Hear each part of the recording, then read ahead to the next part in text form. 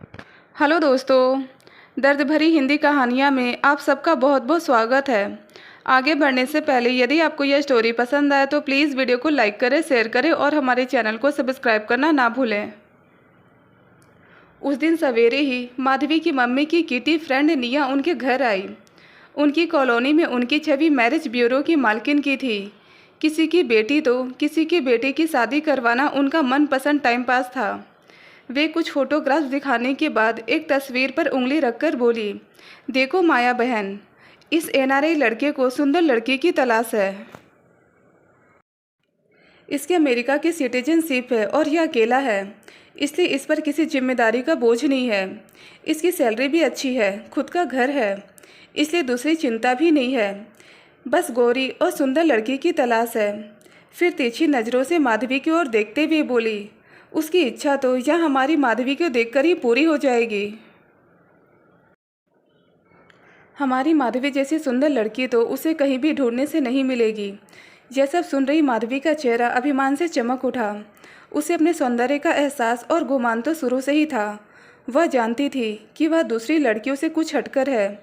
चमकीले साफ चेहरे पर हिरनी जैसी आंखें और गुलाबी होंठ उसके चेहरे का खास आकर्षण थे। और जब वह हंसती थी तब उसके गालों में डिंपल पड़ जाते थे। और उसकी फिगर व उसकी आकर्षक देह रचना तो किसी भी हीरोइन को चैलेंज कर सकती थी। इससे अपने सौंदर्य को लेकर उसके मन में खुशी तो थी ही, साथ में जाने अनजाने में एक गुमान भी था।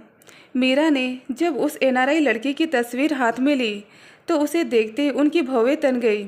तभी निया बोल पड़ी, बस यह लड़का यानी आनंद थोड़ा सांवला है और चश्मा लगाता है।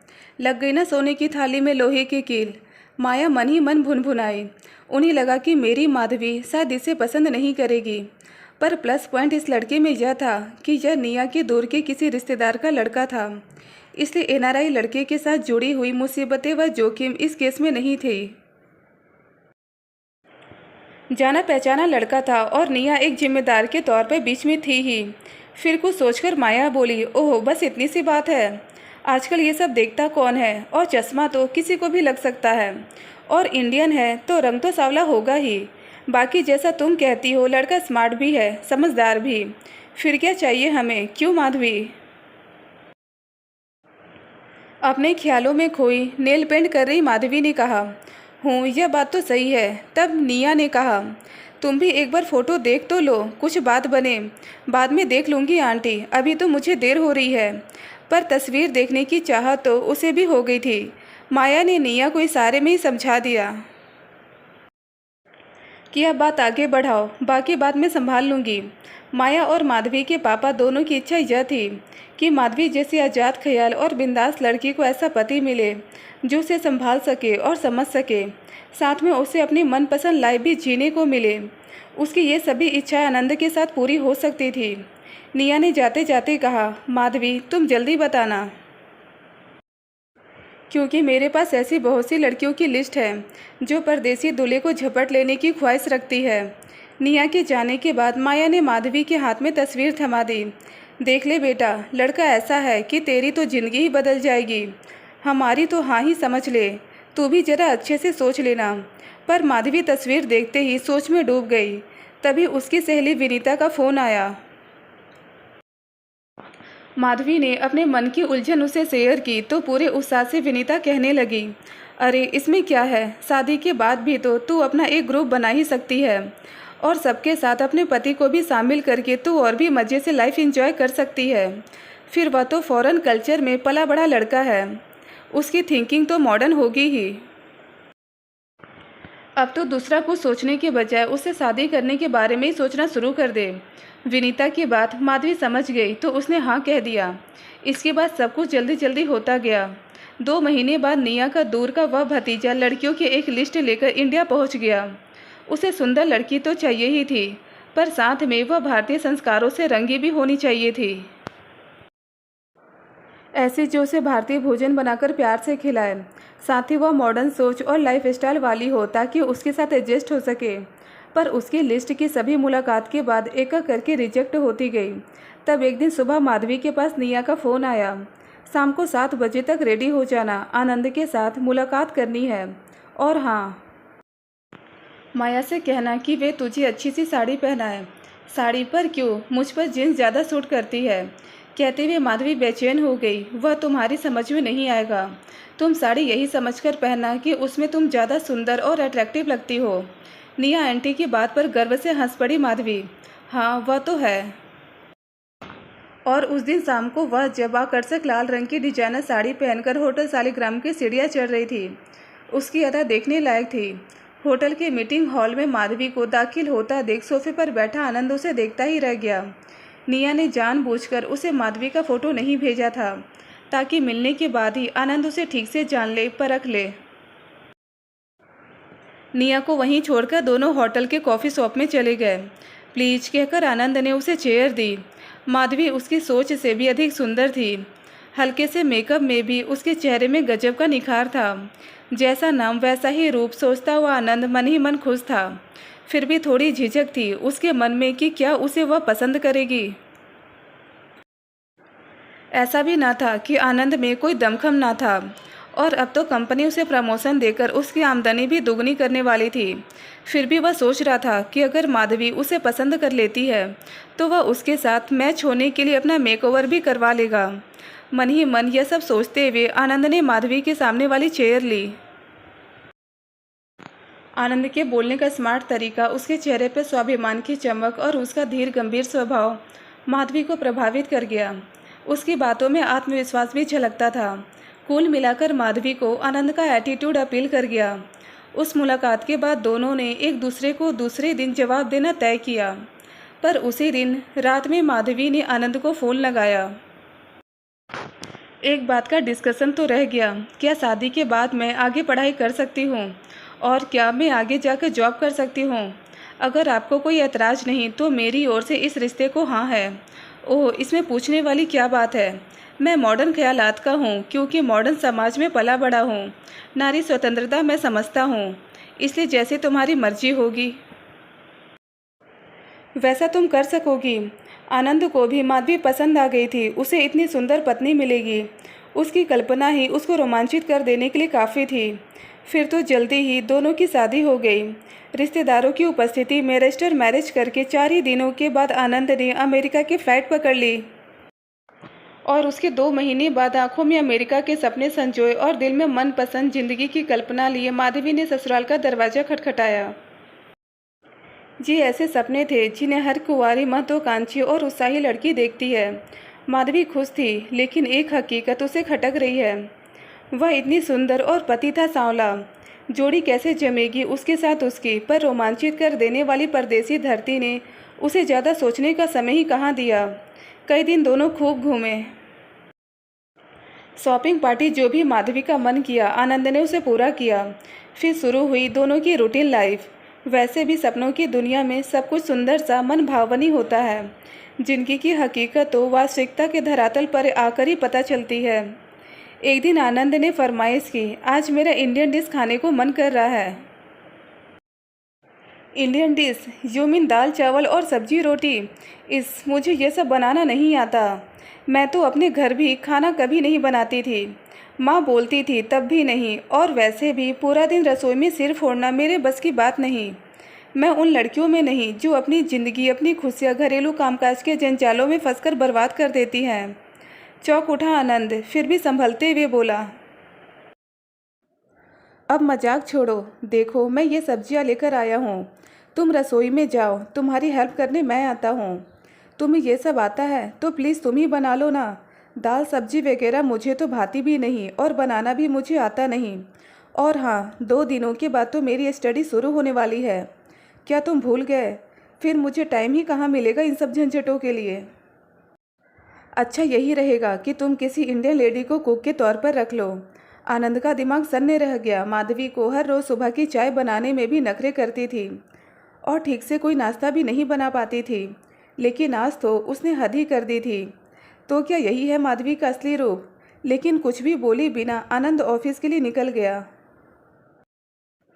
पर यह सब तो जैसे शुरुआती थी। माधवी के उस नए रंग के साथ जब नया ढंग भी सामने आने लगा, आनंद के तो होश ही उड़ गए। एक दिन माधवी बिल्कुल शॉर्ट और पतले से कपड़े पहनकर कॉलेज के लिए निकलने लगी। आनंद ने उसे टोकते हुए कहा, यह क्या पहना है माधवी, यह तुम्हें शोभा नहीं देता। तुम पढ़ने जा रही हो तो ढंग के कपड़े पहनकर जाओगी तो अच्छा रहेगा। ये अमेरिका है मिस्टर आनंद, और फिर तुमने ही तो कहा था ना कि तुम मॉडर्न सोच रखते हो, तो फिर ऐसी पुरानी सोच क्यों? हाँ कहा था मैंने, पर पराए देश में तुम्हारी सुरक्षा की भी चिंता है मुझे। मॉडर्न होने की भी हद होती है, जिसे मैं समझता हूँ और चाहता हूँ कि तुम भी समझो। मुझे न तो कुछ समझना है और न ही तुम्हारी सोच और चिंता मुझे वाजिब लगती है। और यह मेरी निजी लाइफ है, मैं अभी उतनी बूढ़ी भी नहीं हो गई हूँ कि सिर पर पल्लू रखकर वह साड़ी लपेट कर रहूँ। और बाय द वे, तुम्हें भी तो सुंदर पत्नी चाहिए थी ना, तो मैं जब सुंदर हूँ तो दुनिया को क्यों ना दिखाऊँ। माधवी के इस क्यों का कोई जवाब नहीं था आनंद के पास। फिर जैसे जैसे दिन बीतते गए, दोनों के बीच छोटी मोटी बातों पे झगड़े बढ़ते गए। आनंद को समझ नहीं आ रहा था कि अब वह क्या करे, भूल कहाँ हो रही है और इस स्थिति में क्या हो सकता है, क्योंकि यह पानी सिर के ऊपर शुरू हो चुका था। माधवी ने जो ग्रुप बनाया था उसमें अमेरिकन युवकों के साथ इंडियन लड़के भी थे। शर्म और मर्यादा की सीमाएं तोड़कर माधवी उनके साथ कभी फिल्म देखने तो कभी क्लब चली जाती। ज़्यादातर वह उनके साथ लंच या डिनर करके घर आती।